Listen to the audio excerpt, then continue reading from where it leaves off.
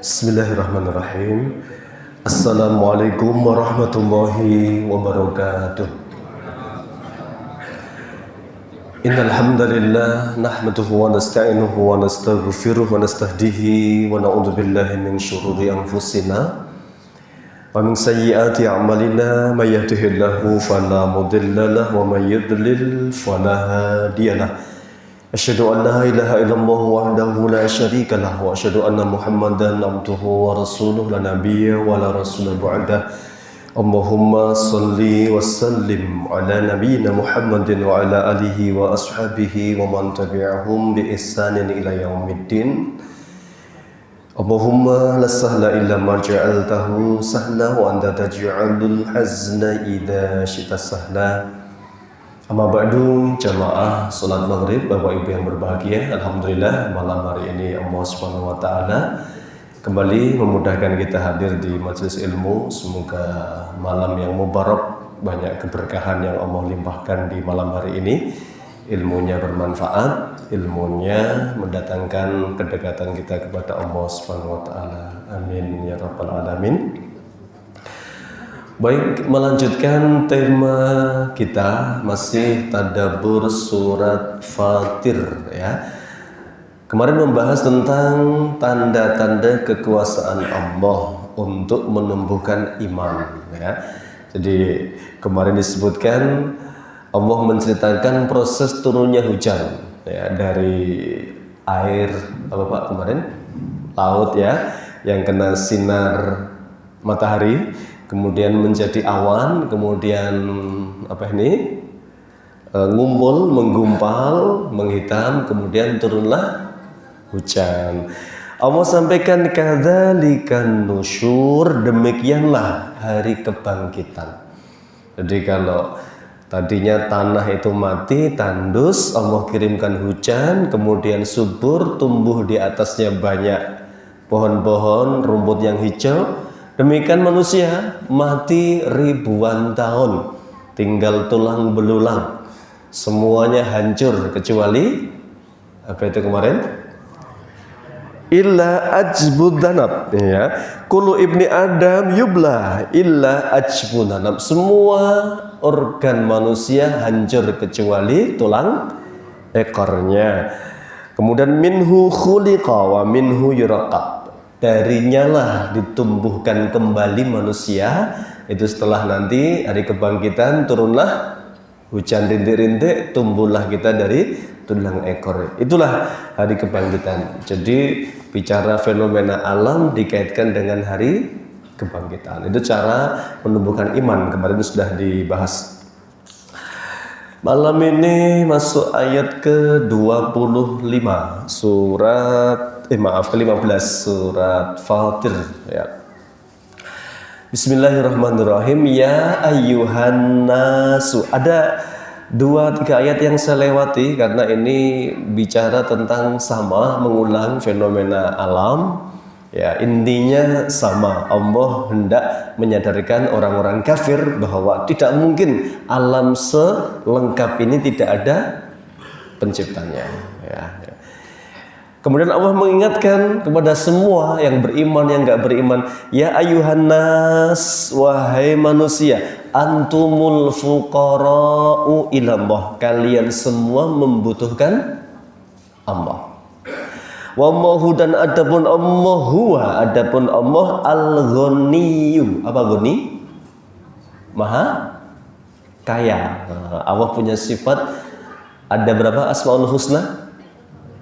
Walillahil asmaul husna. Allah memiliki nama-nama yang indah. Untuk apa nama itu? Fad'uhu biha, dipakai untuk wasilah. Wasilah apa dalam berdoa? Kalau minta sugih berarti sebut namanya siapa? Yang barusan, ya Ghani, yang maha kaya, beri hamba kekayaan. Belum pernah Pak minta sugih? Alhamdulillah sugih ya. Ya Ghani, ya ini sebut namanya memang. Allah perintahkan dalam surat Al-A'raf ya. Walillahil asmaul husna. Allah punya nama-nama yang indah. Jumlahnya berapa? 99 ya yang masyhur ya. Ar-Rahmanu Ar-Rahim Al-Malikul Qudusus Salamul Mu'minul Muhaiminul sampai akhir. Biasanya naik Quran terbitan Toha Putra ya yang ada di sampul belakangnya itu ya. Jadi salah satu nama indahnya Allah Al-Ghani, Al-Ghani yang maha kaya, Al-Hamidu yang maha terpuji. Ini maka nanti di hadis ini tidak ada di sini, saya lengkapi dengan hadis Arba'in Nawawi. Ini temanya terkait di sini. Allah berfirman, Nabi bersabda. Berarti hadis apa ini? Hadis Qudsi ya. Hadis Qudsi itu lebih tinggi levelnya daripada hadis Nabi ya. Al-Quran, hadis Qudsi, hadis Nabi. Apa bedanya Quran sama hadis Qudsi? Kalau Quran Mbak, satu hurufnya dibaca pahalanya berapa? Alif Lam Mim, kata Nabi. Alif harf, lam harf, mim harfun. 30 ya? Ya. 30 ini pahalanya, Masya Allah ya. Baru alif lam mim. Hadis Qudsi setiap bacaannya tidak dihitung pahala. Jadi pahalanya pahala belajar ilmunya, bukan setiap hurufnya. Ini bedanya salah satunya ya. Kalau hadis Quran lafadznya dari Allah Subhanahu wa taala. Nah, hadis Qudsi maknanya dari Allah, lafadznya dari Rasulullah sallallahu alaihi wasallam. Nah, biasanya begini kalimatnya Allah, Rasulullah. Dari Nabi sallallahu alaihi wasallam fi ma yarwihi an rabbih, dari Rasulullah sallallahu alaihi wasallam beliau meriwayatkan dari Tuhannya. Nah, ini bedanya hadis Qudsi dengan Al-Qur'an. Qala Allah berfirman dalam hadis Qudsi ini, ya ibadi, wahai hambaku, kullukum dhalun, kalian semua tersesat illa man hadaituhu, kecuali yang aku beri petunjuk. Jadi soal hidayah itu mutlak di tangan Allah. Sedekat apapun Rasulullah dengan Abu Thalib, bahkan mungkin kalau dihitung orang paling berjasa kepada kehidupan Rasulullah siapa? Abu Thalib Pak, paling lama itu 8 tahun ditinggal kakeknya yang ngopeni Abu Thalib, diajari mandiri, berdagang di usia 12 tahun, mandiri usia 17 tahun, menikah yang mantu siapa? Abu Thalib ya. Nanti jadi nabi dimusuhi oleh tokoh-tokoh yang bela siapa? Abu Thalib. Maka begitu Abu Thalib ditalkin sama Rasulullah, paman ucapkan la ilaha illallah. Pamannya nggak mengucapkan, Nabi gelo Pak. Sampai Nabi sallallahu alaihi wasallam nanti oleh Allah diberitahu, innaka la tahdi man ahbabta. Engkau tidak bisa memberi hidayah kepada siapapun yang kamu cintai sekalipun. Walakinnallaha yahdi may yasha. Tapi hidayah di tangan Allah. Ada nabi yang anaknya nggak dapat hidayah. Nabinya padahal Masya Allah ulul azmi, sabar, panjang umur. Nabi siapa? Nabi Nuh alaihi salam. Putranya Kan'an ya, dipanggil oleh ayahnya di saat gelombang air sudah tinggi banget, sudah tenggelam semuanya Pak, kecuali gunung saja itu. Anak itu dengan sombong dipanggil bapaknya, ya bunaya irkam ma'ana, anakku naik ke kapal sama ayah. Apa jawaban anak durhaka itu? Sa'awi ila jabalin ya'simuni minal ma'. Enggak ya, saya mau naik ke gunung. Akhirnya enggak mungkin sampai gunung. Nabi Nuh menyampaikan kalimatnya Allah, la asimal yauma. Nah, hari ini enggak ada yang selamat kecuali yang naik perahu ini. Ayo naik sama ayah. Konon yang perahunya itu gede banget Pak. Dalam kisah tafsir itu segala hewan berpasang-pasangan masuk di dek yang paling bawah, dek tengah manusia, dek atas bangsa burung kalau dalam Israiliyat itu. Nah, dan kayunya kayu keras, kayu jati ya. Maka ada yang meyakini kayu jati hanya di Pulau Jawa, maka Nabi Nuh wong Jawa. Nah itu tambahannya Pak itu. Ya. Yang jelas Peristiwa itu menyisakan apa? Menyisakan kesimpulan bahwa sesoleh apapun seorang ayah, sesungguh apapun ngajak anaknya, kalau Allah belum memberi hidayah, tidak akan pernah bisa. Maka Nabi Nuh mempertanyakan itu, ya, kenapa anakku tidak masuk ke kapal? Ya, itu setelah kapal mendarat itu Nabi Nuh mempertanyakan, ditegur sama Allah, la tas'alni ma laysa laka bihi ilmun. Nuh, kamu jangan mempertanyakan yang kamu tidak paham ilmunya. Hidayah itu di tangan aku, tangan Allah. Nah, ini Pak, jadi kalau kita itu Masya Allah Pak, jasanya belum jelas ya.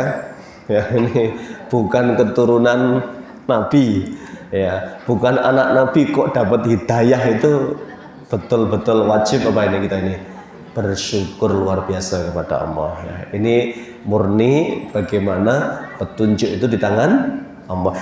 Maka Allah katakan, wahai hambaku, kalian semua sesat kecuali yang aku beri petunjuk, maka mintalah petunjuk kepadaku.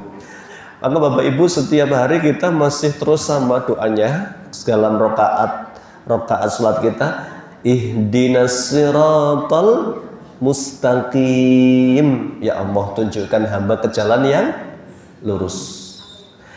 Kenapa sudah dapat hidayah Islam masih minta petunjuk? Pernah kita jawab ya, menurut keterangannya para ulama. Syekh As-Sa'di menjelaskan, ihdinas siratal mustaqim itu artinya dua. Yang pertama, ihdina ila, ya Allah tunjukkan hamba ke jalan yang lurus, maksudnya Islam. Alhamdulillah semua sudah mendapatkan hidayah Islam. Pasti enggak orang muslim meninggalnya muslim, ya. Ada 4 model manusia ya dalam hadis itu, lahir muslim meninggal muslim, lahir muslim meninggal kafir, ya. Ini lahir kafir meninggal kafir, lahir kafir meninggal muslim. Allah tidak melihat lahirnya, melihat matinya.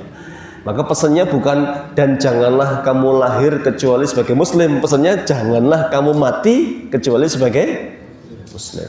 Ya.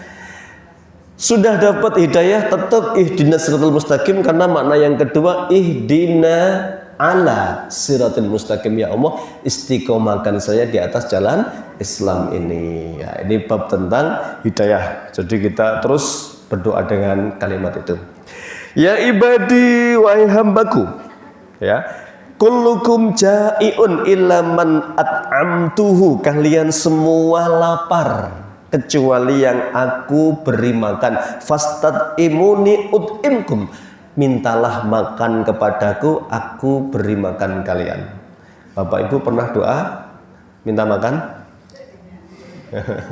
Ya, ini didetailkan sama Allah saking-sakingnya. Jadi sahabat itu diajari oleh Rasulullah bahwa zat yang paling suka dimintai siapa? Allah. Ya.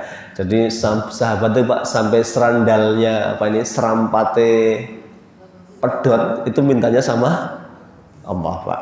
Doanya apa? Allahumma jurni fi musibati wa khlufli khairan minhu. Ya Allah, berilah pahala atas musibah hamba dan ganti dengan yang lebih baik. Ada kehilangan apapun gitu Pak, insya Allah yang hilang sendal swallow gantine nek wong kuno mesti Neckerman Carville ya. Ya ini, dan ini kehilangan apapun, sampai yang paling gede itu kehilangan istri Pak, kehilangan suami, doanya sama.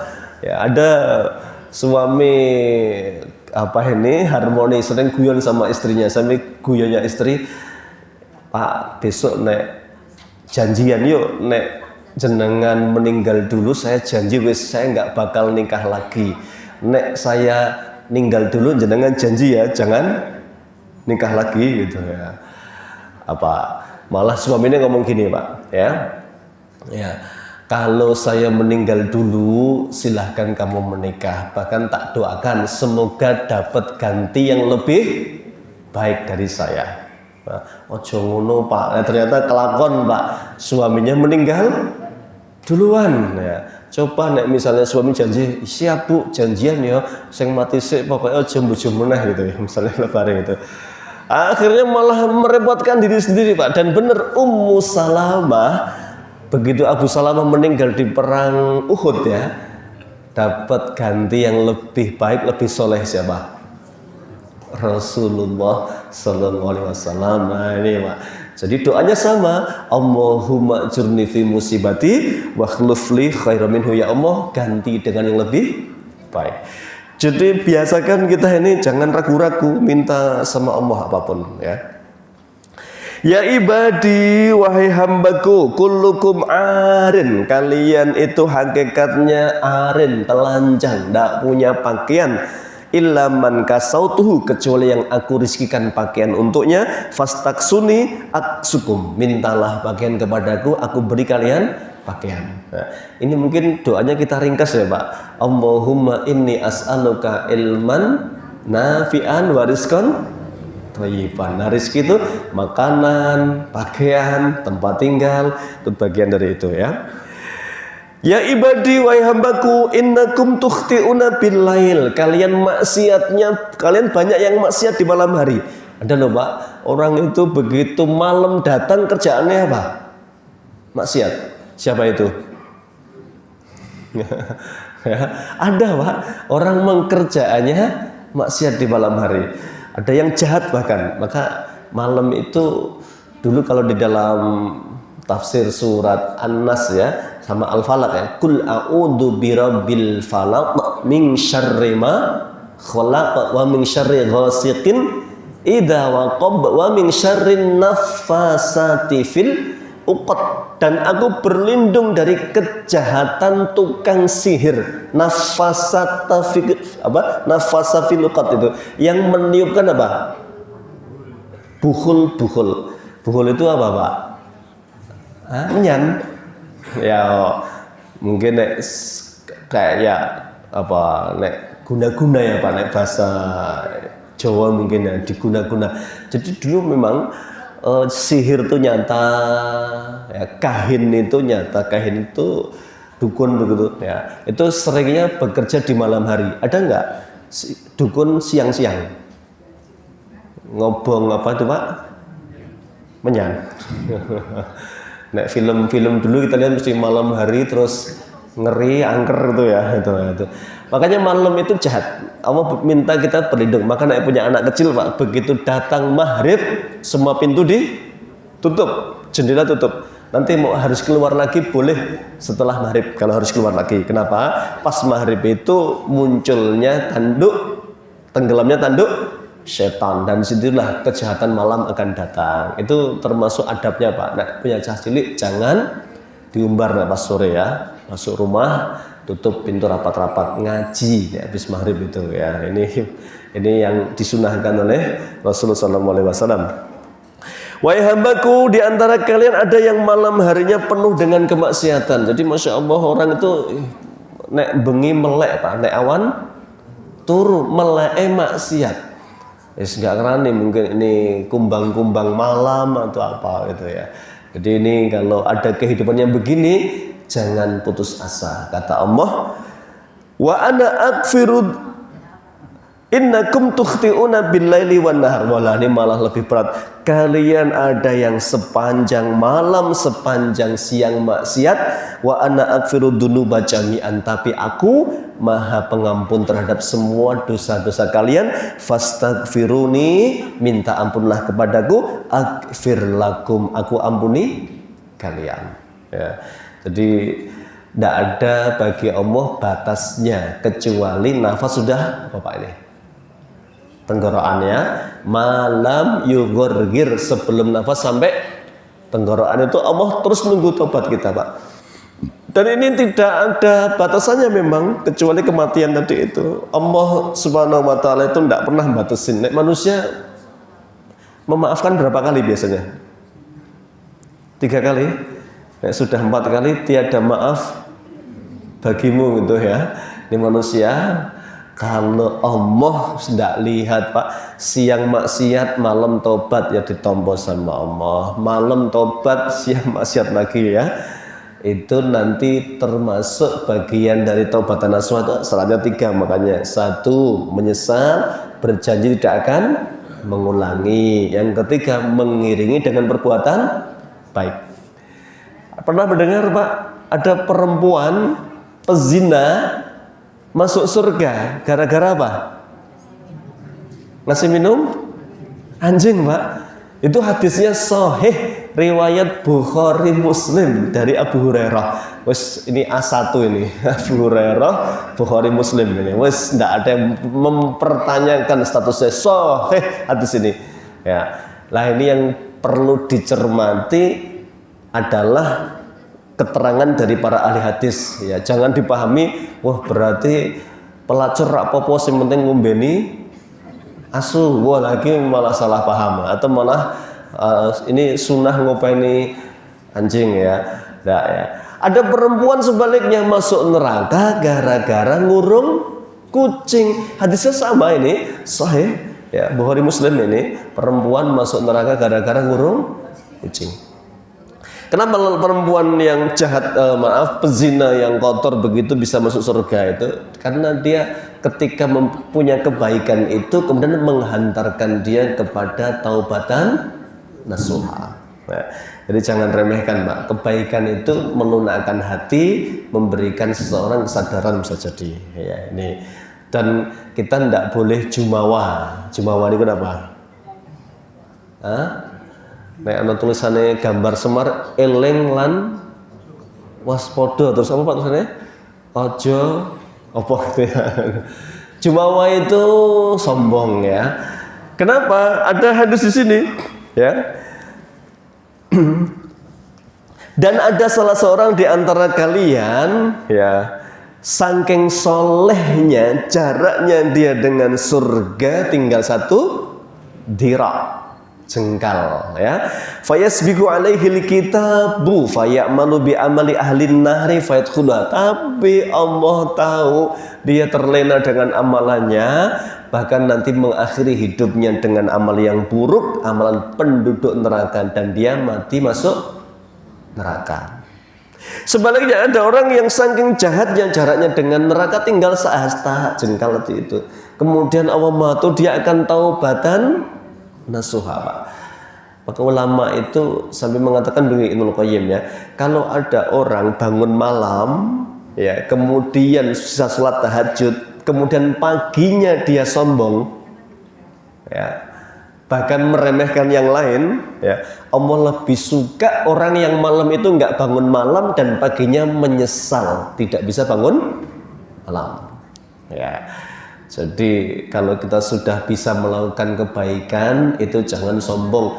Ada nggak pengumuman bahwa amal kita ada yang diterima oleh Allah? Ada nggak Pak? Nah, Bapak tiap tahun kurban pernah nggak ada informasi kurban jenengan diterima Pak? Kita ada nggak? Ya, sholat 5 waktu sepanjang tahun ini ada nggak informasi sholat jenengan diterima Pak? Sampai ulama itu mengatakan andai kan ada informasi ada 1 sujud saya yang pasti diterima oleh Allah, itu sudah cukup menjadikan aku sangat bersyukur kepada Allah. Jadi jangan sombong, memang kita ini nggak ada yang tahu pasti akhir kehidupan kita ya. Kepada yang pendosa jangan kemudian putus asa, karena Allah mengatakan begini ya. Qul li ibadiyalladzina asrafu. Lihat kalimatnya Allah. Katakan Muhammad untuk hamba-hambaku yang melampaui batas. Allah nggak pernah menggunakan kata pendosa. Ya. Allah menggunakan yang melampaui batas. Tidak menggunakan kalimat para penjahat, tapi kata Allah, qul li ibadiyalladzina asrafu. Katakan kepada hamba-hambaku yang melampaui batas. Ya. La taqnatu min rahmatillah. Katakan kepada mereka, jangan putus asa dari rahmatnya Allah. Allah itu mengampuni semua dosa-dosa Pak. Jadi kalau ada orang tidak baik itu dirangkul harusnya ya, diberitahu, diajak untuk bertaubat dengan taubatan nasuha. Kemudian Allah juga berfirman mengingatkan ini. Nah, ini yang terkait dengan tadi Pak. Wallahul ghaniyul hamid. Allah Maha Kaya lagi Maha terpuji ya. Kemudian Allah juga berfirman, ya ibadi wahai hambaku, lau anna awalakum, andaikan manusia pertama siapa? Nabi Adam. Wa akhirakum, manusia terakhir siapa? Yang ketemu hari kiamat. Semuanya ya, jin dan manusianya ala atqa qalbi rajulin wahidin minkum, semuanya saleh. Bahkan levelnya paling tinggi solehnya itu mazada dzalika fil mulki syai'a, itu tidak menambah kemuliaanku sedikit pun. Jadi umpama wong sak donya niku Pak, apik kabeh, taat semuanya, soleh semuanya, Allah jadi mulia enggak? Kata Allah enggak nambah mulia sedikit pun. Ya. Nek manusia beda ya Pak. Coba ada sini misalnya takmir masjid, ketua takmirnya menginformasikan, bapak-bapak ayo subuhnya dibuat seperti Jumatan. Terus masyarakat Masya Allah manut semua. Kira-kira ketua takmirnya bangga nggak? Ya, aku berarti omonganku dirungokke. Sebaliknya Pak, ayo bapak-bapak subuhnya dibuat kayak Jumatan. Gah gitu. Ya, apalagi malah besok saya sidik Pak, biasanya 3 saf berdihimbau tinggal 1 saf itu. Gimana perasaan takmirnya? Weh, ngenteng ke kabeh gitu ya, tidak ada yang taat sama sekali. Itu manusia. Allah sak dunia ini soleh semua, bagi Allah tidak ada efeknya sama sekali. Ya ini. Sebaliknya, lau anna awalakum, andaikan manusia pertama, wa akhirakum, manusia terakhir, jin dan manusia semuanya, orangnya jahat, kafir, fajir semua, mayangkus mana qasadzalikam fi mulki syai'a, itu tidak mengurangi kemuliaanku sedikit pun. Nah, ini kata-kata legendnya Gusti Allah ora disembah ora pantean ya, nek jare Mbah Harto ya, nggak ngefek Pak. Jadi ibadah kita kembalinya ke siapa? Ya. Dalam surat Luqman Allah berfirman, walaqad ataina luqmanal hikmata anishkur lillah wa may yashkur fa inna ma yashkuru li nafsih. Barang siapa bersyukur, kembalinya kepada dirinya sendiri. Jadi Allah tidak butuh sebenarnya dengan pujian, ibadah, kebaikan apapun yang dilakukan oleh kita, maka kebaikan itu kembali kepada kita. Tapi Allah mengingatkan memang begitu ya. Kemudian ini yang terakhir dengan goni ini, ya ibadi wahai hambaku, walau anna awwalakum, andaikan manusia pertama dan manusia terakhir, jin dan manusia semuanya kumpul di satu tempat ya, dan semuanya minta sama. Wong sak donya Pak ngumpul doa bareng minta kaya raya semua, bisa nggak Allah ngabulkan Pak? Nah, sugih kabeh wong sak donya iki Pak, Allah jadi melarat nggak? Ya, kata Allah begini, andaikan semuanya minta kaya raya, aku kabulkan semuanya.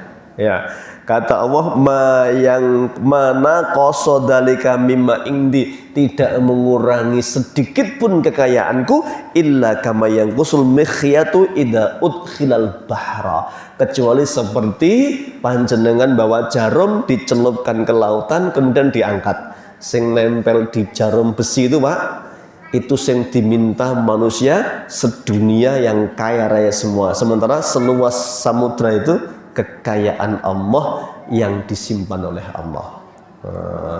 Berarti Allah sugih apa sugih banget? Ini kan, lah kok ragu-ragu doa ya. Aku ndongone rawane akeh-akeh kok Allah kentekan stop gitu. Dan tidak ada ya. Allah tidak pernah kekurangan Pak. Jadi doa itu bismillah ya, doa yang terbaik. Kalau doa itu, kalau Nabi ngajarin minta kepada Allah dan nanti diiringi dengan alasan. Minta apa? Minta rumah untuk apa alasannya itu ya? Itu menguatkan doa. Kayak Nabi itu, Nabi siapa yang belum punya keturunan sampai tua? Nabi Zakaria sama Nabi Ibrahim ya. Kan Nabi Zakaria lebih tua itu. Fahab li min ladunka waliya yarisuni wa yarisu min ali Yaqub. Ya Allah, nek saya sampai nggak punya keturunan ya Allah, saya tidak tahu dakwah ini yang meneruskan siapa, karena tidak ada penerusku. Kalau saya sampai nggak punya keturunan ya Allah, siapa yang dia meneruskan kesolehan keluarga Yakub. Wah, Allah harus memberikan. Kenapa? Karena dia punya alasan yang kuat minta anak agar meneruskan dakwah kaumnya kepada Bani Israel. Nah itu contoh Pak. Jadi kalau kita doa menyertakan alasan itu lebih cepat diberikan oleh Allah. Ada doa Nabi Muhammad kan di perang Badar, ya, malam itu mencekam Pak, tapi masya Allah, Allah berikan nikmat. Apa nikmatnya? Nikmatnya ngantuk Pak. Jadi ngantuk tuh nikmat nggak? Nikmat Pak. Ya, ler gitu ya. Jadi musuh malam itu gak bisa tidur Pak semalaman, ya, badannya basah, tempatnya becek, muslimin tidur angler. Nah, biasanya kalau semalam tidur nyenyak, paginya gimana?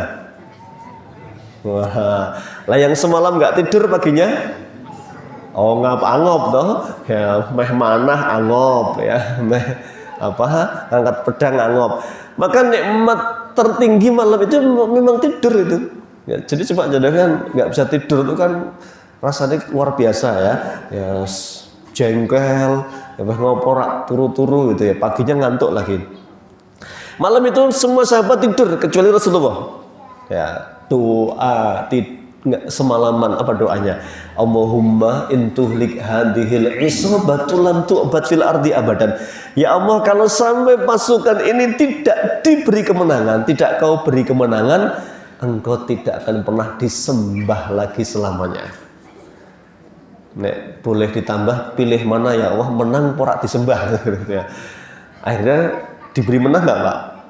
Diberi menang. Ini ada yang komentar niki donga rada muksa ya, tenanan bukan muksa ya, menyertakan alasan. Ini ya Allah, nek yang dibawa saya bawa ini nggak menang, engkau tidak disembah lagi. Nabinya meninggal, Abu Bakar meninggal, Umar meninggal, Ali meninggal. Nek Utsman balik Pak. Utsman itu diperintah Nabi, Utsman kamu balik ke Madinah, istrimu sakit, ngopeni istrimu. Dan ternyata sahabat memasukkan Utsman itu ashabu Badrin meskipun nggak ikut perang Badar, karena beliau sudah sampai medan Badar terus pulang ya. Ini juga menunjukkan Pak bahwa taat kepada Rasulullah itu keberkahan luar biasa, meskipun nggak ikut perang tetap dihitung veteran Badar itu Sayyidina Utsman itu. Nah kembali ke tadi, jadi kalau Allah menyampaikan semua minta kaya kemudian dikabulkan, yang berkurang itu hanya sebatas jarum dimasukkan ke dalam air laut kemudian nempel sedikit. Itu yang dibagi untuk sak dunia itu. Maka benar kalau Allah mengatakan, Rasulullah mengatakan sholat fajar 2 rakaat lebih baik daripada dunia dan seisinya bagi Allah Pak gitu ya. Jadi ini tentang maha kuasanya Allah. Nah kalimatnya tadi Allah, antumul fuqara ilallah, kalian semua itu membutuhkan Allah. Jadi ini ngajarkan kepada kita Allah dan Rasulnya bahwa bergantung kepada Allah itu satu kemuliaan dan itu disukai oleh Allah. Maka Rasulullah mengingatkan, man lam yas'alillah yaqdab alaihi, siapa yang tidak meminta kepada Allah, tidak berdoa kepada Allah, Allah marah kepadanya. Ghadab, marah Pak. Jadi nek menungso nek dimintai terus jengkel nggak? Dipinjemi terus sampai ditulisi dulu stikernya, boleh pinjam asal jangan langganan itu ya. Ini jadi memang manusia itu begitu Pak. Kalau Allah makin diminta makin suka. Nah, ini doa tidak ada yang sia-sia. Satu hari Nabi menyampaikan, Abu Hurairah yang meriwayatkan, berdoalah karena setiap doa ada 3 kemungkinan ya. 1, dikabulkan sesuai permintaan. Alhamdulillah Pak, minta sugih dikasih sugih kaya. Kaya itu kan definisinya kalau soal standar kan harta kan Pak. Nek kaya hati ya itu memang nanti definisi lain. Minta harta diberi harta. Ada minta harta Allah tidak berikan harta. Diberi apa? Yang lain oleh Allah. Boleh ilmu, kesehatan, istri soleha. Istri soleha rezeki nggak Pak? Rezeki. Bahkan itu kata Rasulullah, min sa'adatin nasi salasatun. Indikator bahagianya orang itu 3. Yang pertama disebut adalah mar'atun soleha, istri yang soleha, suami yang soleh. Ini rezeki pertama Pak, kata Rasulullah. Ini pokoknya bahagianya orang hidup itu pasangannya serasi, harmoni, bikin bahagia. Itu Rasulullah yang ngasih tahu. Yang kedua, rizki itu adalah markabus saleh, kendaraan yang nyaman. Ya, pokoknya siap nganter ngaji kemanapun. Ya, lancar, tidak mogok, sampai tempat, pulang selamat, rezeki Pak. Ya. 3 tempat tinggal yang nyaman, alhamdulillah, disyukuri. Ya, seberapapun yang Allah berikan, itu kalau disyukuri rasanya apa? Nyaman. Apalagi rumah yang sering dipakai tadarus, ya. Ini rumah ini pasti akan menjadi apa? Ladang rahmat. Maka semua aktivitas sunnah itu yang paling bagus dikerjakan di mana? Di rumah Pak. Jangan sholat duha di masjid sama di rumah bagus di mana? Di rumah. Tahajud di masjid sama di rumah? Di rumah. Baca Quran di masjid sama di rumah? Di rumah Pak. Agar rumah kita itu penuh apa? Cahaya. Nah, rahmatnya Allah Subhanahu wa taala. Kan begitu. Jangan jadikan rumahmu seperti kuburan. Apa itu? Rumah yang nggak pernah dipakai tadarus Al-Quran, ya.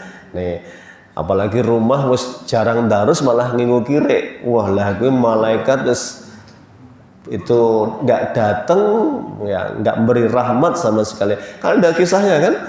Satu hari Jibril nggak masuk ke rumah Rasulullah karena ternyata di bawah kolong kamar Nabi ada jirwan. Jirwan itu anak anjing. Namanya apa? Ya kire kan Pak itu ya. Boleh kire itu dioyak-oyak Hasan Husain Pak, melayu ke kamar Nabi. Makanya Jibril nggak masuk-masuk itu, hanya di masjid aja, nggak masuk-masuk ke rumah Nabi itu. Ya, ditanya kenapa kok nggak masuk tadi? Itu ada jirwan. Jirwan itu anak anjing itu ya. Maka Rasulullah menyampaikan malaikat rahmat itu tidak akan masuk ke rumah yang ada anjingnya. Jadi orang Islam itu nek nguasu ya anjing ya gitu Pak. Rahmatnya tidak datang itu. Belum lagi ngurangi pahala. Berapa yang hilang itu? 1 kirot ya. 1 kirot itu sak gunung Pak. Eman-eman ya. Ini kalau sudah tahu ya harus ditinggalkan ini ya. Ini jirwan. Belum lagi najisnya. Wah, ini kalau dampaknya memang dilarang oleh agama itu kemana-mana ya. Ini. Baik. Poinnya adalah bahwa Allah mengingatkan kepada setiap hambanya yang beriman dan yang tidak, Allah maha segalanya, maha kaya, butuh kaya minta sama Allah, maha penyembuh sakit Allah akan sembuhkan insya Allah. Kemudian Allah juga mengingatkan Al-Ghani, kalau nggak minta sama Allah nggak apa-apa ya, Allah tetap terpuji. Kalau hambanya nggak butuh nggak apa-apa, Allah tetap tidak berkurang kemuliaannya. Intinya begitu. Allah menyampaikan kalian itu butuh Allah, tapi nek nggak butuh Allah katakan Ghaniyun Hamid, maha kaya, maha terpuji. Kan Allah sering menggunakan kalimat apa? Tawaran, ya. Kadang minta, kadang nawarkan, Pak. Misalnya ya ayyuhalladzina amanu anfiqu, hai orang-orang yang beriman, infakkanlah. Berarti ini apa? Permintaan, tawaran, permintaan ya. Kayak panitia pengajian tuh, siapkan infak terbaik.